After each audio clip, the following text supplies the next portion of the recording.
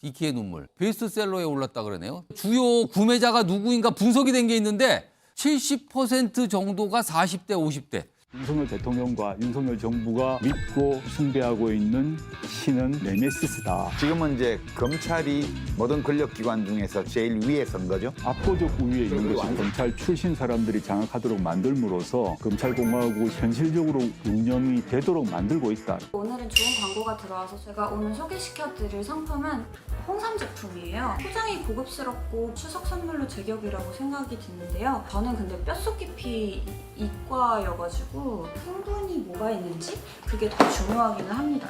이 제품이 얼마나 다른 제품들이랑 다른지 알 수가 있지요. 여기서 이번 기회를 놓치지 않으셨으면 좋겠습니다.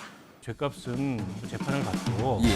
벌을 받으면 되는 거고 그러나 그런 어떤 문제가 있기 때문에 아무것도 하지 말고 살아라 라고 요구할 수는 없는 거예요. 더군다나 이제 강력한 지지자들이 있고 그 지지자들이 조국 전 장관을 소환하는 다양한 방식이 있는데 거기서 마침없이 뭐 산속으로 복귀한 사람처럼 세상과 연을 끊고 반성만 하면서 살아라 그럴 수는 없지 않습니까?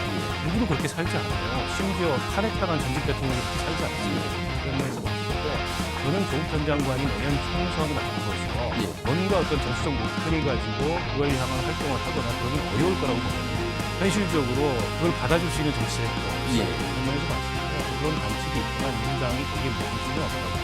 조국 전 장관이 그러나 아무것도 하지 말아라. 이건 좀 부당한 일이죠. 아빠로 인해서 그 타겟팅이 형성돼 있고 본인이 거기에 편승하게 된 건데 저는 좀 아쉬운 부분이 조민 씨가 예전에 누군가요? 방송에 나와서 그런 얘기 했어요. 의사 자격증을 일파하더라도 본인의 갖고 있는 재질을 살려서 봉사활동을 좀 하겠다.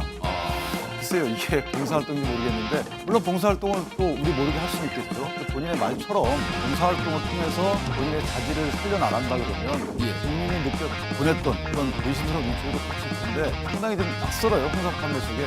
유튜버들이 많이 하는 거긴 한데 그런데 조국 전 장관과 조민 씨가 받았던 혐의에 대해서 본인이 어떤 해명을 안 했잖아요. 아직도 특별히 내가 잘못했다는 해명을 안 하고 있는 상황인데 저렇게 또 이익과 관련된 여러 가지 행위들을 하니까 봉사활동의 진정한 의미를 다시 한번 되새겼으면 좋겠습니다. 7대 스펙이 다 위조로 밝혀졌음에도 불구하고 조민 씨가 본인은 떳떳하다.